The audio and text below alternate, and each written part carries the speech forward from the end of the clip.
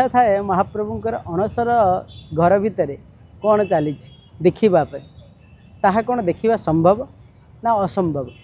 ना संभव कि करिसेंती संपूर्ण भाव में असंभवता प्राप्ति होती। आमे समस्ते इच्छा करती महाप्रभु से ज्वर में पड़ी कौन करुछन किपरि भाव में तांकर चिकित्सा चली कौन से भली भाव में कौन करा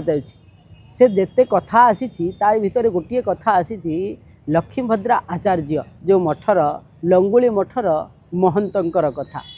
से होती नागा साधु आसीचंती यही समय महाप्रभु ज्वर में पड़ी अणसर गृह किंतु इच्छा रही जे कि महाप्रभु टिके दर्शन करने कालिया शांतु को दर्शन करने यही समय अनेक बारण कथा रही जो बारण कथा जे कि भितर नृत्य गीत हब ना वाद्य बाजिब ना ता भितर बड़ पार्टी कथा हवापाई कहुई बड़ पार्टी कथा ही पारे ना कौन प्रकार आपड़ जदि सेठारे भागवत पाठ हुए ना एमिति रही केवल नृसिंहकर मंत्र छाड़ी आउ कौन मंत्र सेठारे जोर सोर रे पार्टी करके आपड़ पढ़ी पारे ये विधि विधान रखा किंतु ता भितर को जीवा एत संभव नुह केवल कहीं कहुई गरुड़ दर्शन करें ब्रह्मा शंकर विराजमान सी दर्शन मतलब विच्युत हो जाती दर्शन करें किंतु जितेबाला नागा साधु कौन कहले मुझ दर्शन करी आसी दर्शन करी आत्मगर्व ही निजको महाप्रभु सब कहते गर्वी हो माने सब गर्व को खर्ब कर दियंती कहले एभली भाव में जापरिबिन तो परकाया प्रवेश से जानी किंतु तांत्रिक विद्यार से जानी जेहेतु परकाया प्रवेश करवा जानते सी छोट भ्रमरटी को भितर को प्रवेश कले भितर को जिते प्रवेश कर आप जानी महाप्रभुंर पाखे अष्टांग सेवा चली थाए अष्ट जो कही अष्ट नारी माने जो कहुई भाव में कृष्ण भगवान अष्ट पाटवंशी थे से भाव में एठारे